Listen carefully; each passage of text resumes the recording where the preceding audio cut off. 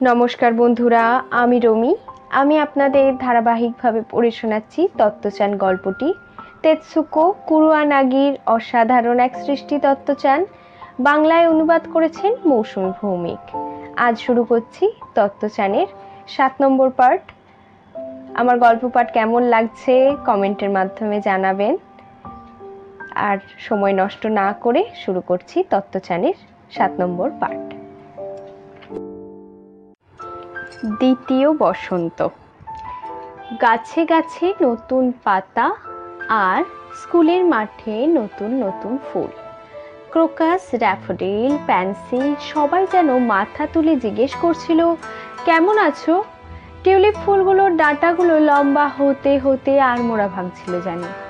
Cherry গাছে মুকুলগুলো হালকা হাওয়ায় মাথা দোলাতে দোলাতে প্রতীক্ষা করছিল সমস্ত প্রাণ উজাড় করে নিজেদের প্রকাশ করার জন্য। সুইমিং পুলের পাশেই ছোট্ট চৌকো চৌবাচ্চাতে গোল্ডফিশ আর কালো পপাই মাছেরা মনের আনন্দে সাঁতার কেটে চলেছিল। বসন্ত এসে গেছে এমন কথা ঘোষণা করার কিন্তু কোনো প্রয়োজনই ছিল না। সবকিছু যখন নতুন মনে হয়, সবকিছু যখন ঝরঝরে ঝকঝকে মনে হয়, তখনই বসন্তের আগমন আপনা আপনি অনুভব করা যায়। ঠিক 1 বছর আগে তত্ত্বচান তমই গাকুয়েনে এসেছিল মায়ের হাত ধরে।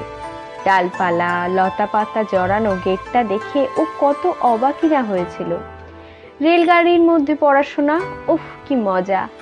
আনন্দের চোটেও লাফাতে শুরু করে দিয়েছিল। আর হেডমাস্টার মশাই সোসাকু কোবায়াসিকে দেখে ও কেমন নিশ্চিন্ত হয়ে গেছিল যে উনি ওর বন্ধু হবেনই। সেই তত্ত্বচান এখন ক্লাস 2 এর ছাত্রী। বেশ বড় বড় বিজ্ঞ বিজ্ঞ ভাব। আর ক্লাস 1 এর নতুনরা ওর মতনই এদিক ওদিক দেখছিল, চোখে বিস্ময় মাখানো। গত বছরটা ধরে কত কিছুই তো ঘটলো। তত্ত্বচান প্রতীক্ষা করে থাকতে লাগলো এক একটা নতুন দিনের জন্য। রাস্তার বাজনাদারদের ওর এখন ভালো লাগে ঠিকই, কিন্তু এখনো আরো অনেক কিছু শিখতে ভালোবাসে। সকলকে বিরক্ত করত বলে একদিন যাকে স্কুল থেকে তাড়িয়ে দেওয়া হয়েছিল, আজ সেই তমইয়ের একজন উপযুক্ত ছাত্রী হয়ে উঠেছে। তমইয়ের লেখাপড়ার পদ্ধতিটাকে সমস্ত অভিভাবক কিন্তু সুনজরে দেখতে পারতেন না। এমনকি বাবা মাও কখনো কখনো ভাবতেন তত্ত্বচানকে স্কুলে দিয়ে ঠিক করেছেন কিনা। যে বাবা মায়েরা সোসাকু কোবায়াসির শিক্ষা পদ্ধতির ওপর আস্থা রাখতে পারতেন না, যারা মনে করতেন যে এই পদ্ধতির মধ্যে একটা অন্তঃসার শূন্যতা আছে, তারা কেউ কেউ ভয় পেয়ে ছেলে মেয়েদের এই স্কুল থেকে ছাড়িয়ে অন্য স্কুলে ভর্তি করার ব্যবস্থা করতেন।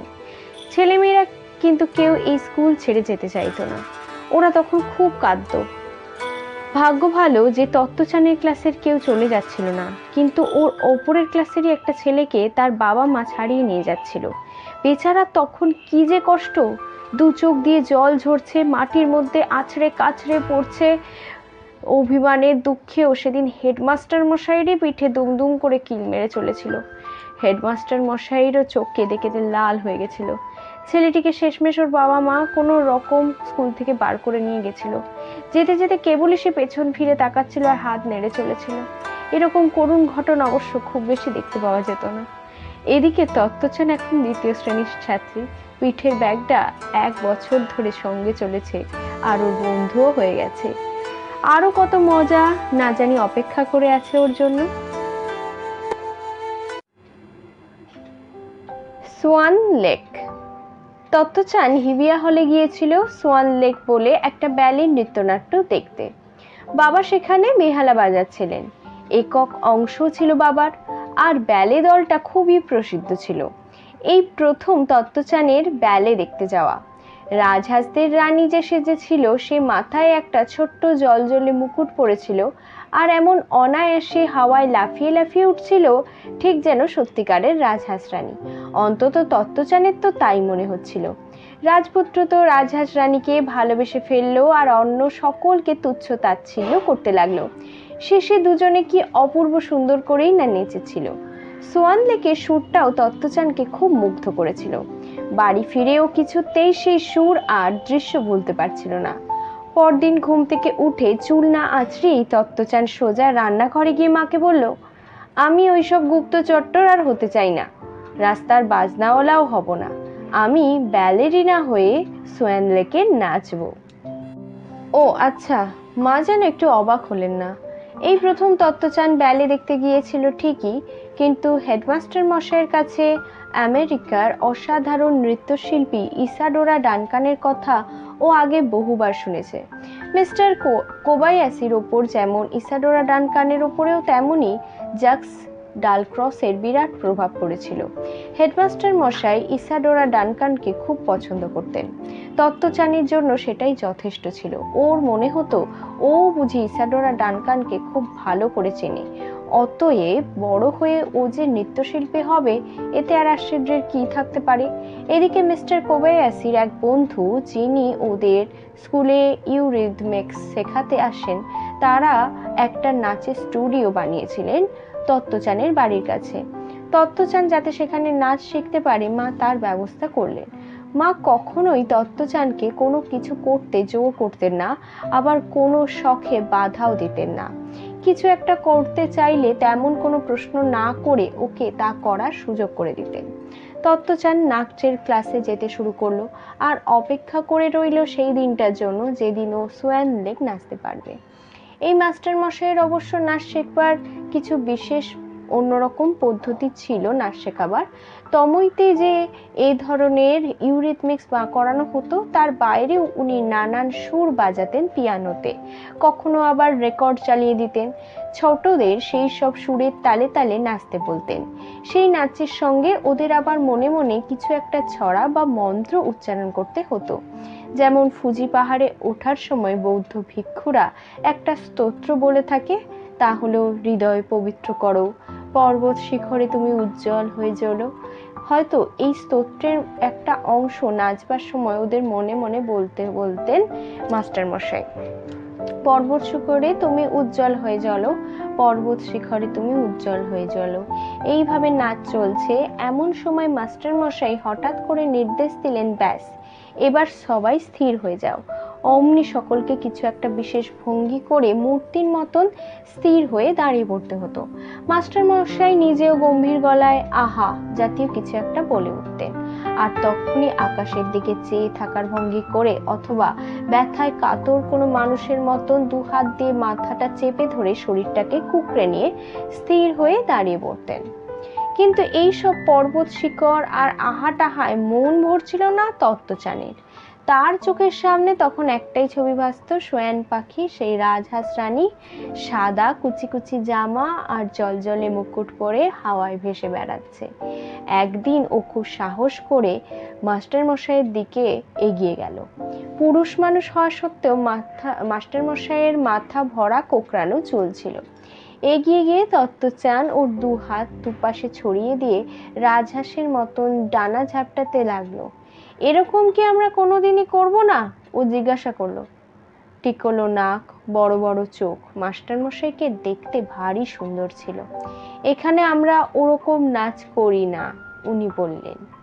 সেই থেকে তত্ত্বচানের নাচের ক্লাসে যাওয়া বন্ধ হয়ে গেল। খালি পায়ে ব্যালের জুতো না পরে হাওয়ার মধ্যে লাফিয়ে লাফিয়ে ওঠা ব্যাপারটা ওর বেশ ভালোই লাগতো সত্যি। মাঝে মাঝে হঠাৎ করে কিছু একটা পোজ নিয়ে দাঁড়িয়ে পড়তেও ভালো লাগতো। কিন্তু ওর যে আসল ইচ্ছে ছিল ওরকম একটা জলজলে মুকুট পরে নাচার। সোয়ান লেক নিশ্চয়ই ভালো, মাস্টারমশাই বলেছিলেন, কিন্তু তুমি যদি নিজের খেয়াল খুশি মতো নাচার আনন্দটা অনুভব করতে পারতে, আমার তাহলে খুব ভালো লাগতো। অনেক বছর পর তত্ত্বচান জেনেছিল যে ওর সেই মাস্টার মশাইয়ের নাম ছিল বাকুইসি। বাকুইসি জাপানের আধুনিক ব্যালে নৃত্য নিয়ে এসেছিলেন। শুধু তাই নয়, জিউগাওকা জায়গাটার নামকরণও উনি করেছিলেন। জিউগাওকা অর্থাৎ মুক্ত পাহাড়। আরো বড় কথা হলো সেই সময় ইসির বয়স নাকি ছিল 50 বছর। ভাবো একবার, 50 বছরের এক নৃত্যশিল্পী খুদে তত্ত্বচানকে নৃত্যে মুক্ত চিন্তা কেমন করে আনতে হয় তা শেখাতে চেয়েছিলেন। কৃষিকাজের মাস্টার মশাই। আজকের জন্য ইনি তোমাদের মাস্টার মশাই। তোমরা এনার কাছে অনেক কাজ শিখবে। হেডমাস্টার মশাই নতুন একজন শিক্ষকের সঙ্গে ওদের পরিচয় করিয়ে দিলেন। তত্ত্বচান ভালো করে তাকিয়ে দেখল মানুষটাকে। প্রথমত ওর পোশাক আশাক কিছুই অন্য শিক্ষকদের মতন ছিল না। গেঞ্জির ওপরে একটা ছোট্ট ডুরে কাটা জ্যাকেট পরা, গলায় কোনো নেকটাই নেই, তার বদলে একখানা গামছা ঝুলছে। নীল রঙের চাপা প্যান্টটাতে অজস্র তালি মারা, গায়ে জুতো নেই, একজোড়া আঙুল কাটা মোজা, নিচটাতে চামড়া দেওয়া, আর মাথার মধ্যে একটা বেশ ভাঙাচোরা খড়ের টুপি। কুহনবৎসু মন্দিরের পুকুরটার পাশে ছেলেমেয়েরা সবাই জড়ো হয়েছিল। এই নতুন মাস্টার মশাইয়ের দিকে তাকিয়ে থাকতে থাকতে তত্ত্বচানের মনে হচ্ছিল মুখটা যেন খুব চেনা চেনা, কোথায় যেন দেখেছি। ও মনে করার চেষ্টা করতে থাকলো। মুখটা রোদে পুড়ে পুড়ে গেছে, কোচকানো চামড়া, সবকিছুই চেনা চেনা। মাই কোমর থেকে ঝোলানো কালো সুতো আর বাঁধা ছোট্ট সরু পাইপটাও পর্যন্ত ওর মনে পড়ে গেল। তুমি রোজ নদীর ধারের মাঠটাতে কাজ করো না? ও খুশি হয়ে জিজ্ঞাসা করলো। ঠিক বলেছ, দাঁত বার করে হেসে উত্তর দিলেন ওদের নতুন মাস্টার মশাই। হাসবার সময় ওনার মুখটা যেন আরো কুঁচকে গেল। তোমরা তো সব সময় আমার মাঠের পাশ দিয়ে হাঁটতে যাও, ওই যে সর্ষের ক্ষেতটা দেখছো ওটাই তো আমার। আরে আজকে তুমি আমাদের মাস্টার মশাই? সবাই হই হই করে উঠল। না গো না, খুব করে হাত নেড়ে আপত্তি জানালেন ওই মাস্টার মশাই। আমি মাস্টার টাস্টার নয়, আমি তো শুধু খেতে কাজ করি। তোমাদের এই হেড স্যার বললেন আমি আজ, তাই আসলাম। অবশ্যই, উনি তোমাদের আজকের মাস্টার মশাই, ওনার কাছে তোমরা কৃষিকাজ শিখবে। উনি অনুগ্রহ করে আজ তোমাদের সঙ্গে এই সময়টা কাটাতে এসেছেন। আজ তোমরা শিখবে কেমন করে মাঠে গাছ বুনতে হয়। পাউরুটি যিনি বানান তার কাছে যেমন তোমরা পাউরুটি বানাতে শিখতে পারো, ব্যাপারটা ঠিক তেমনই। তারপর নতুন মাস্টার মশাইয়ের দিকে ফিরে হেডমাস্টার মশাই বললেন, এবার তাহলে আপনি কাজ শুরু করে দিন। অন্যান্য প্রাথমিক স্কুলে কেবলমাত্র বিশেষভাবে প্রশিক্ষণ প্রাপ্ত শিক্ষকরাই শিশুদের পড়াবার দায়িত্ব পেয়ে থাকেন, কিন্তু মিস্টার কোবায়াসি এইসব নিয়ম মানতেন না। উনি মনে করতেন যে বাচ্চাদের হাতে করে প্রত্যক্ষভাবে কিছু শেখালে ওরা খুব ভালো করে তা শিখতে পারে। শুরু করি আমরা, কৃষিকাজের মাস্টার মশাই বললেন। যেখানে ওরা জড়ো হয়েছিল কুহুনবৎসু দিঘির ধারে, সেই মাঠটা ছিল শান্ত, স্তব্ধ, ছায়া ঘেরা। হেডমাস্টার মশাই আগে থেকে একটা রেলগাড়ির ভাঙা কামরা ওখানে এনে দাঁড় করিয়ে রেখেছিলেন। তার মধ্যে ছেলে মেয়েদের চাষের সব যন্ত্রপাতি, কোদাল, শাবল রাখা ছিল। সব কিছু সুন্দর করে সাজানো ছিল ওই ভাঙা রেলগাড়িটার মধ্যে। ওদের চাষের জমির মাঝখানে শান্ত হয়ে দাঁড়িয়েছিল ওই গাড়িটা। প্রথম কাজ আগাছা তোলা। কৃষিকাজের মাস্টার মশাই ছেলে মেয়েদের আগাছা ব্যাপারটা বুঝিয়ে বললেন। কেমন করে একটা ফাঁকা জমি খুব সহজেই আগাছায় ভরে যায়, আগাছা নির্মূল করা কত কঠিন কাজ, আগাছার ভেতরে কেমন করে দুষ্টু পোকারা লুকিয়ে থাকে, আগাছারা কেমন করে ফসলের জমির সব রস শুষে নেয়, এই সব কথাই উনি বললেন। বলতে বলতে উনি দুহাত দিয়ে আগাছা তুলে ফেলতে লাগলেন। এক মুহূর্তের জন্য ওনার হাত থামছিল না। ছেলেমেয়েরাও ওর দেখা দেখি আগাছা তুলতে থাকলো। তারপর ওদের মাটি কোপাতে শেখালেন মাস্টার মশাই। তারপর জমিটা ছোট ছোট অংশে কেমন করে আল দিয়ে ভাগ করতে হয় সেটাও দেখিয়ে দিলেন। সেখানে সার কিভাবে দিতে হয় সেটাও শেখালেন। চাষের সমস্ত কাজই মাস্টার মশাই হাতে করে দেখিয়ে দেখিয়ে আর কথা বলে বলে বুঝিয়ে দিতে লাগলেন। একটা সাপ হঠাৎ মাথা তুলে তাচানের হাতে প্রায় কামড়ে দিচ্ছিল। তাচান তত্ত্বচানের চেয়ে একটু উঁচু ক্লাসে পড়তো। মাস্টার মশাই ওকে আশ্বস্ত করে বললেন, ও সব কামড়ায় না গো, ও সাপে বিষ নেই, তুমি ব্যথা না দিলে ও ব্যথা দেবে না। কৃষিকাজ শেখানোর সঙ্গে সঙ্গে হেডমাস্টার মশাই ওদের পোকা মাকড়, প্রজাপতি, প্রকৃতির নানা রূপ, নানা পাখি, আরো কত সব কথা বুঝিয়ে বললেন। ওনার সুঠাম হাত দুটি দেখে বোঝা যাচ্ছিল যে এইসব উনি নিজে অভিজ্ঞতা দিয়ে শিখেছেন। কৃষিকাজের মাস্টার মশাইয়ের জমিতে ওরা সবাই চষে নিয়ে ফসল লাগাতে ছেলেমেয়েরা একেবারে ঘেমে নিয়ে চুপচুপা হয়ে গেল। প্রায় গোটা মাঠটাই সমানভাবে চাষ করা হয়েছিল। সেদিন থেকে সেই কুহুনবৎসু কৃষকটি ছেলে মেয়েদের কাছে এক অন্য মানুষ হয়ে গেছিল। দূর থেকে ওকে দেখতে পেলে ওরা চেঁচিয়ে বলতো, ওই যে আমাদের কৃষিকাজের মাস্টার মশাই। আর যখনই মাস্টার মশাইয়ের কাছে একটু বাড়তি সার থাকতো তখনই সেটা এনে ছেলেমেয়েরা নিজেদের মাঠে বিছিয়ে দিয়ে যেত। দিব্যি ফসল হচ্ছিল ওদের। প্রতিদিন ছেলে মেয়েদের কেউ না কেউ মাঠে গিয়ে দেখে আসতো আর কত দূর কি হলো। এসে হেডমাস্টার মশাই আর অন্য সকলকে খবরটা দিত। নিজের হাতে লাগানো বীজের গাছ হয়ে ওঠা প্রকৃতির এই বিস্ময় ওরা বেশ অনুভব করতে পারছিল। যখনই ওরা 2-3 জন একসঙ্গে হতো, এ কথা সে কথায় অবশ্যম্ভাবীভাবে ফসলের মাঠের প্রসঙ্গ ওরা আনতই।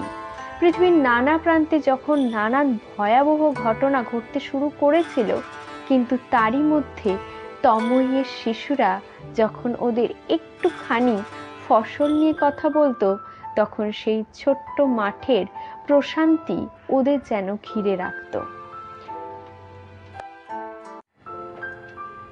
খোলা প্রান্তর, রন্ধনশালা। একদিন স্কুলের ছুটির পর কারোর সঙ্গে একটাও কথা না বলে তত্ত্বচান সোজা জিউগাউকা স্টেশনে ছুটে গেল। যেতে যেতে ও কেবল একটাই কথা বিড়বিড় করে চলেছিল, বজ্রপাত, জলপ্রপাত, বজ্রপাত, জলপ্রপাত, খোলা প্রান্তর, রন্ধনশালা, বজ্রপাত, জলপ্রপাত, খোলা প্রান্তর, রন্ধনশালা। ভারী শক্ত শক্ত সব কথা, ছোট্ট একটা মেয়ের জন্য তো বটে। রাকুগো নামে হাস্যকৌতুক নাটকে এইরকমই একটা ভয়ানক শক্ত কথা ছিল। গল্পটা খুব মজার। একটা লোকের একটা খুব লম্বা নাম ছিল। একবার সে খুব বিপদে পড়ে গেছিল। তখন শত্রুর হাত থেকে বাঁচাতে এসে উদ্ধারকারীরা তাকে জিজ্ঞেস করেছিল, তোমার নাম কি? এমন লম্বা নাম সে বলতে শুরু করেছিল, পুরোটা বলার আগেই উদ্ধারকারীরা রেগে গিয়ে লোকটাকে কুয়োর জলের মধ্যে ফেলে দিয়েছিল। তত্ত্বচান বারবার মনে মনে বজ্রপাত, জলপ্রপাত, বজ্রপাত, জলপ্রপাত বলে চলেছে, পাছে ও যদি ভুলে যায়।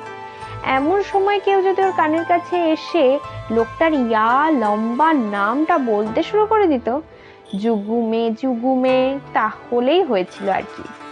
নির্ঘাত বজ্রপাত, জলপ্রপাতের সবই গুবলেট হয়ে যেত। অন্যদিকে পথে জল কাদা থাকলে ও তার উপর দিয়ে লাফ দেওয়ার সময় বলতো, এই এক লাফ বলে একটা ডাক দিত। কিন্তু আজ সে একেবারেই শান্ত হয়ে রইল। জলপ্রপাত, বজ্রপাত, খোলা প্রান্ত, রন্ধনশালা নামটা পড়ার মতন বলে চলেছে তো চলেছেই। ভাগ্যে সেদিন ওকে ট্রেনে কেউ বিরক্ত করেনি, আর ও এদিক ওদিক তাকিয়ে ফেলেনি। নতুন কিছু একটা দেখে ফেললেই তো মুশকিল হতো। তখন ওকে ওই জিনিসটা নিয়ে আবার পরীক্ষা করতে হতো।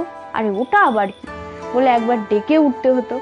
স্টেশনে নেমে বেরোতে যাবে, এমন সময় রেলেরই এক পরিচিত কর্মী ওকে ডেকে বললেন, কি হয়ে গেল স্কুল?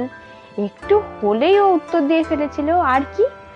এমন সময় নিজেকে কোন রকমের সামনে নিয়ে ভদ্রলোককে একটু হাত নেড়ে ও বাড়ির দিকে এক ছুটে দিল। বাড়ির দরজায় পৌঁছতেই তত্ত্বচান চিৎকার করে মাকে জানালো, বজ্রপাত, জলপ্রপাত, খোলা প্রান্তর, রন্ধনশালা। প্রথমটায় মা ভাবলেন মেয়ে বুঝি জুডো খেলার কোনো নতুন চাল শিখে এসেছে, কিংবা হয়তো সেই 47 জন রনিন যোদ্ধা সংক্রান্ত কিছু একটা বলছে। তারপর হঠাৎ কথাটার মানে স্পষ্ট হয়ে গেল মায়ের কাছে। জিউগাউকার 3টে স্টেশন পরে তদোরকি স্টেশন, তার কাছে একটা খুব সুন্দর বেড়াবার জায়গা আছে। তার নাম তদোরকি কেইকোকু, অর্থাৎ বজ্রপাত, জলপ্রপাত। পুরনো টোকিও শহরের একটা বিখ্যাত জায়গা সেটা। একটা ঝর্ণা, একটা নদী আর খুব সুন্দর একটা বন। আর খোলা প্রান্তর, রন্ধনশালা মানে নিশ্চয়ই তময়ের ছেলেমেয়েরা ওখানে গিয়ে রান্না বান্না করবে।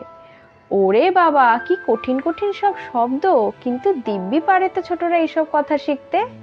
ওই বজ্রপাত, জলপ্রপাত এর কবল থেকে বেরোতে পেরে এবার তত্ত্বচান যেন হাঁপ ছেড়ে বাঁচলো। তখনও মাকে গোটা ব্যাপারটা বুঝিয়ে বলল, আগামী শুক্রবার সকাল বেলায় ওরা সবাই মিলে স্কুলে জড়ো হবে। একটা স্যুপ খাওয়ার বাটি, এক জোড়া চপস্টিক আর 1 কাপ চাল নিয়ে যেতে হবে সকলকে। হেডমাস্টার মশাই বলেছেন যে 1 কাপ চাল থেকে 2 বাটি ভাত হয়। তত্ত্বচান মনে করে বলল, ওরা শুয়োরের মাংস দিয়ে স্যুপ বানাবে, তাই একটু মাংস আর সবজিও নিয়ে যেতে হবে। আর চাইলে বিকেলের খাবারের জন্য টুকিটাকি যা হোক কিছু একটা নিয়ে যেতে পারো। এরপর কয়েকটা দিন তত্ত্বচান খুব মায়ের গায়ে গায়ে লেগে থাকলো আর ভালো করে দেখে নিল কেমন করে মা তরকারি কাটেন, কেমন করে গরম কোনো বাসন ধরেন, কেমন করে ভাত বাড়েন। এই সব দেখতে ওর দারুণ লাগতো। কিন্তু সবচেয়ে ভালো লাগতো যখন গরম কোনো ঢাকনাতে মায়ের হাত পড়ে যেত। অমনি উফ কি গরম বলে কানের লতিটা ধরে ফেলতেন। এটা দেখতে তত্ত্বচানের দারুণ লাগতো। কানের লতিগুলো অনেক ঠান্ডা থাকে, মা বলেছিলেন। তত্ত্বচানের মনে হয়েছিল যে মা যেহেতু বয়সে অনেক বড় আর অনেক বেশি অভিজ্ঞ, তাই নিশ্চয়ই ওইভাবে কানটা ধরতে পারেন। নিজের মনে মনেও ঠিক করলো যে বজ্রপাত জলপ্রপাত খোলা প্রান্তর রন্ধনশালাতে গিয়েও ওই রকম করে গরম কিছু ধরে ফেলার পর কানের লতিটাতে হাত ঠেকাবে। শেষ পর্যন্ত শুক্রবার সকাল তো এলোই। ট্রেন থেকে নেমে বজ্রপাত জলপ্রপাতে পৌঁছে বনের ভেতরে ঢোকার পর হেডমাস্টার মশাই ওদের সকলকে ভালো করে দেখে নিলেন।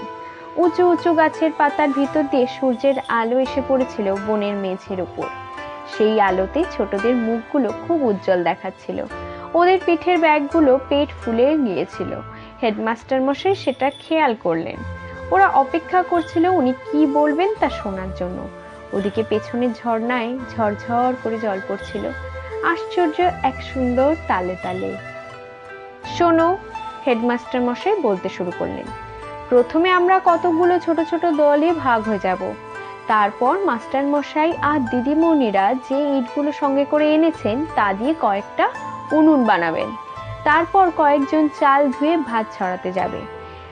ভাত হয়ে গেলে আমরা স্যুপ বানাবো, ঠিক আছে? এবার শুরু করি। ছেলেমেয়েরা 10-20 নাড়ি ভুড়ি গুণে দলে ভাগ হয়ে গেল।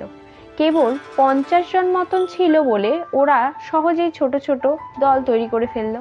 তারপর মাটিতে গর্ত খুঁড়ে ইট দিয়ে তার চারপাশে বেড়া দিয়ে দিল। তার উপর লোহার শিক সাজিয়ে দিল যাতে রান্নার বাসনটা রাখা যায়। এবার কেউ কেউ গেল বন থেকে জ্বালানি কাঠ কুড়োতে, আর কেউ কেউ গেল ছোট্ট নদীটাতে চাল ধুতে। ওরা নিজেরাই নিজেদের মধ্যে সব কাজ ভাগাভাগি করে নিল। তত্ত্বচান বলল যে ও স্যুপের দায়িত্বটা নিতে চায় এবং সবজি কাটতে চায়।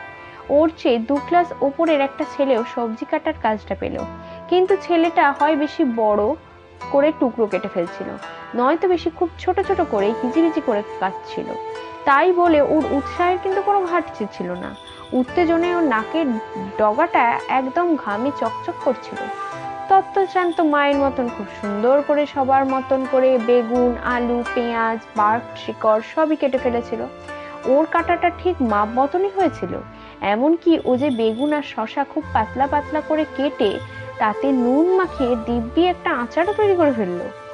আবার ছেলেমেয়েরা যখন তাদের কাজ নিয়ে হিমশিম খাচ্ছিল, তখন ও তাদের উপদেশও দিতে লাগলো, এটা এইভাবে করো, ওইটা ওইভাবে করো। তত্ত্বচানী সত্যিই নিজেকে বেশ মা মা মনে হচ্ছিল। ওর আচারটা দেখে তো সবাই বেশ অবাকই হলো। ও তখন বিনয়ের সুরে বলল, এই ভাবলাম চেষ্টা করে একটু দেখি আচারটা করতে পারি কিনা। মাংসের সুরুয়াটা রান্না করার সময় সবাই নানা রকমের মতামত জানাতে শুরু করলো। এ বলে আহ, ও বলে ও, হা হা হি হি হো হো, সবাই তো হেসেই গড়িয়ে পড়লো। বনের পাখিরাও কিচিরমিচির করে উৎসবের আনন্দে যোগ দিল। ইতিমধ্যে নানান উনুন থেকে নানান রকমের চমৎকার লোভনীয় সব গন্ধ ভেসে আসছিল। এর আগে কেউই তেমন করে কোনো কিছু রান্না হতে দেখেনি। উনুনের আঁচ কমানো বাড়ানো এসব কখনোই করেনি। টেবিলের ওপরে তৈরি খাবার খেয়েছে সবাই, তাই দেখেছে। কেউ খাবার বিড়ে দিয়েছে আর ওরা সেই ওই খাবারটা খেয়ে নিয়েছে। রান্না করার যে তৃপ্তি, চোখের সামনে সব উপকরণের চেহারা পাল্টে পাল্টে যেতে দেখা, আনন্দ আর আশঙ্কা মিলে যে এক অনন্য অভিজ্ঞতা ছিল ওদের কাছে সেটা। অবশেষে প্রত্যেক উনুনের আঁচ নেভানোর সময় এলো। হেডমাস্টার মশাই বললেন যে এবার সবাই ঘাসের উপর জায়গা করে গোল করে বসবে। প্রত্যেক দলের সামনে এক বাটি স্যুপ আর এক বাটি ভাত রাখা হলো। কিন্তু তত্ত্বচান তো কিছুতেই ওর দলের স্যুপের বাটিটা সরাতে দেবে না। মায়ের মতন করে কানের লতিতে হাত রাখতে হবে না ওর। তাই হাত দিয়ে স্যুপের ঢাকনাটা সরিয়ে বেশ আত্মসচেতন ভাবেই ও করলো। উফ কি গরম বলে দুটো হাত দিয়ে দুই কানে লতি চেপে ধরলো। এটা করার পরও স্যুপটা নিয়ে যাওয়ার অনুমতি দিল। বাকিরা সবাই ভাবলো হচ্ছেটা কি। এই কান চেপে ধরা দেখে কেউই তেমন অভিভূত হলো না। তা কেউ কিছু ভাবুক আর না ভাবুক, তত্ত্বচানের কিন্তু ব্যাপারটা দারুণ লেগেছিল।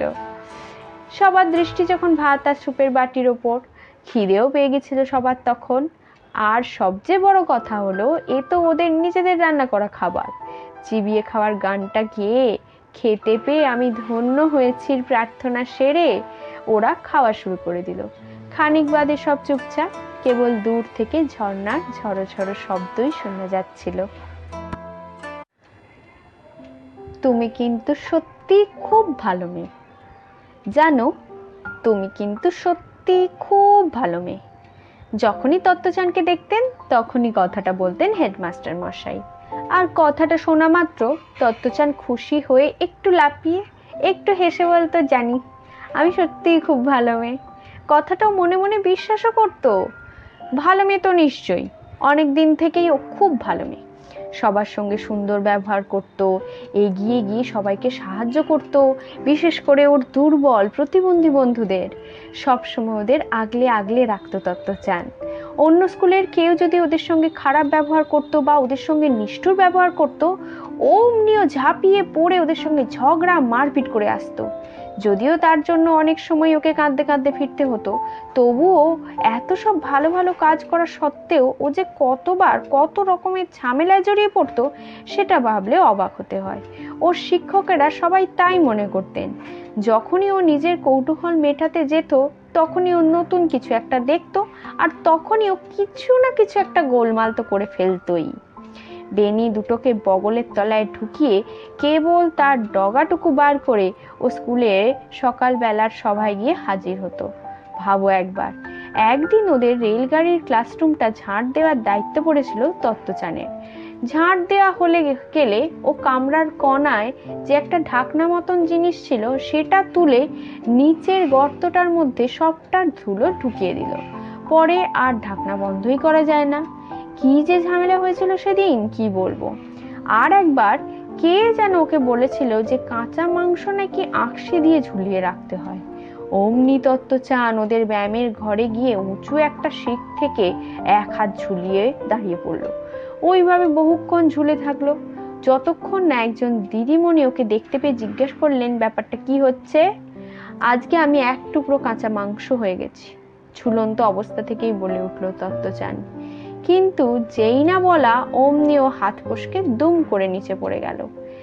এত জোরে পড়েছিল সেদিন, আর বুকে এমন চোট পেয়েছিল যে সারাদিন আর কথাই বলতে পারেনি। আর সেই যে বাথরুমের ট্যাঙ্কে পড়ে যাওয়ার ঘটনা, সেটা তো আগেই বলেছি। এইভাবে প্রায় নানা রকমের গোলমাল বেঁধেই থাকতো তত্ত্বচানের, আর তার ফলে ছড়ে কেটে একসা হয়ে যেত। তবুও হেডমাস্টার মশাই কিন্তু কোনো দিন ওর বাবা মাকে তলব করেননি। অন্য বাচ্চাদের ক্ষেত্রেও একই নিয়ম ছিল। স্কুলের ব্যাপার সব সময় হেডমাস্টার মশাই স্কুলেই মিটিয়ে দিতেন। যেমন করে উনি সেই প্রথম দিন 4 ঘন্টা ধরে তত্ত্বচানের বকর বকর শুনেছিলেন, তেমন করেই যে কোনো শিশুর বক্তব্য উনি শুনতেন। কেউ কখনো ভুল করে ফেলে অজুহাত দিতে চাইতো যদি, উনি সেটাও শুনতেন। যদি কেউ কোনো সত্যিকারের অন্যায় করে ফেলতো আর সেটা বুঝতো যে কাজটা ওর ভালো হয়নি, তখন উনি বলতেন, এবার তাহলে তোমার ক্ষমা চাইতে হবে। তত্ত্বচান সম্পর্কে অভিভাবক এবং শিক্ষকদের নালিশ নিশ্চয়ই হেডমাস্টার মশাইয়ের কানে গিয়ে পৌঁছতো। সেই জন্যই যখনই উনি সুযোগ পেতেন তখনই একবার করে তত্ত্বচানকে বলে দিতেন, জানো তো, তুমি কিন্তু সত্যি খুব ভালো মেয়ে। বড়রা কেউ যদি কথাটা শুনতো তাহলে ঠিকই বুঝতে পারতো সত্যির ওপর উনি এতটা জোর কেন দিতেন, আর এর আসল অর্থটা কি। হেডমাস্টার মশাই নিশ্চয়ই তত্ত্বচানকে এরকম একটা কিছু বলতে চাইতেন, কেউ কেউ হয়তো মনে করতে পারে যে তুমি খুব একটা ভালো নও, কিন্তু তোমার মনের ভিতরটা মোটেও খারাপ নয়। তোমার মধ্যে অনেক অনেক ভালো গুণ আছে, সেটা আমি খুব ভালো করে জানি। হায় রে, এই আসল কথাটা তো তত্ত্বচান কত বড় হয়ে বুঝেছিল। তবুও কথাটার একটা কোনো অর্থ অবশ্যই আছে, যেটা ওর সেই সময়ই বোধে আসতো। ওর মধ্যে একটা বোধ তৈরি হয়ে গেছিল যে ও ভালো মেয়ে। যখন মনে মনে কিছু একটা দুষ্টুমির কথাও ভাবতো, তখনই এই কথাটা ওর কানে বাজতো। মাঝে মাঝে নিজের নানার কীর্তির কথা ভাবতে ভাবতে ওর মনে হতো, হায় ঈশ্বর। সোসাকু কোবায়াশি বারবার তত্ত্বচানকে কথাটা বলতেন, জানো তো, তুমি কিন্তু সত্যি খুব ভালো মেয়ে। এই কথাটাই হয়তো ওর জীবনকে একটা বড় দিশা দিয়েছিল। বউ। তত্ত্বচানের খুব মন খারাপ। ও এখন ক্লাস 3 ছাত্রী, আর তাইচানকে ওর খুব পছন্দ। তাইচান ছিল লেখাপড়ায় খুব ভালো একটা ছেলে, বিশেষ করে বিজ্ঞানে। ও ইংরেজি শিখত। তত্ত্বচানকে শিয়াল শব্দের ইংরেজিটা তো ওই শিখিয়েছিল। জানি কিৎসুনেকে ইংরেজিতে কি বলে? বলে ফক্স। ফক্স তত্ত্বচান বলার চেষ্টা করেছিল। শব্দটা সারা দিন ধরে তত্ত্বচানকে মুগ্ধ করে রেখেছিল। রেলগাড়ি ক্লাসে ঢুকে তত্ত্বচানের প্রতিদিনকার প্রথম কাজ ছিল তাইচানের পেন্সিলগুলোকে যত্ন করে কেটে রাখা। নিজেরগুলো নিয়ে কোনো মাথা ব্যথাই ছিল না ওর। কোনো রকমে দাঁত দিয়ে টেনে ছিঁড়ে নিত সেগুলো। এত শত সত্ত্বেও তাইচান ওর সঙ্গে খারাপ ব্যবহার করলো। ঘটনাটা ঘটলো দুপুরের খাওয়ার সময়। হলঘরের পেছনের সেই বিখ্যাত ট্যাঙ্কের আশপাশ দিয়ে ও ঘুরঘুর করছিল। তত্ত্বচান। তাইচানের গলার স্বরটা খুব রাগ রাগ শোনাচ্ছিল। একটু থেমে একটু নিঃশ্বাস টেনে নিয়ে তাইচান বলল, আমি বড় হয়ে কিছুতেই তোকে বিয়ে করব না, যতই তুই বিয়ে করতে বলিস না কেন আমাকে।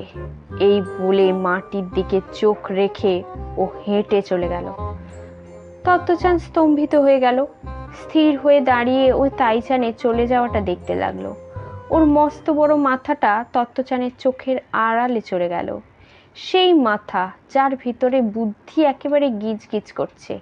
শরীরের তুলনায় অনেক বড় একটা মাথা। বন্ধুরা তাই ওর নাম দিয়েছিল অসম ভগ্নাংশ। জামার পকেটের ভেতরে হাত দুটো ঢুকিয়ে তত্ত্বচান ভাবতে লাগলো, কিছু ভুল করে ফেলেছে কি? কই না তো। কি করবে বুঝতে না পেরে ও মিয়োচানকে কথাটা বলল। সবটা শুনে মিয়োচান বড়দের মতন করে বলল, হবেই তো, তুই যে সেদিন সুমো কুস্তি করার সময় তাইচানকে পটকে দিয়েছিলি, তাই তো ক্ষেপে আগুন হয়ে গেছে। এখন একটা ভারী মাথা নিয়ে তাল সামলাতে না পারা তো স্বাভাবিক। তত্ত্বচানের সত্যি খুব আফসোস হতে থাকলো। ইস, কোনো রকম করতে গেল ওরকম। ঠিক কথা, সেদিন ওর প্রিয় তাইচান কেউ কুস্তিতে হারিয়ে দিয়েছিল, যার পেন্সিল ও অত যত্ন করে কেটে রাখে রোজ, তাকে কখনো পেটাতে আছে, এইভাবে পটকাতে আছে। এখন আর কি করা, যা করার সব হয়ে গেছে। তত্ত্বচান আর তাইচানের কোনো দিন বিয়ে হবে না। তবু আমি রোজ ওর পেন্সিল কেটে দেবো। তত্ত্বচান মনে মনে সংকল্প করলো, আমি তোকে খুব ভালোবাসি। শেষ হলো তত্ত্বচানের 7th পার্ট। গল্প পাঠ কেমন লাগছে অবশ্যই কমেন্টে জানাবেন, আর সাবস্ক্রাইব করে আমার পাশে থাকবেন আরও এরকম গল্প শোনার জন্য। ভালো থাকবেন, সুস্থ থাকবেন, সবাইকে ভালো রাখবেন। আজ তবে চলি, টাটা।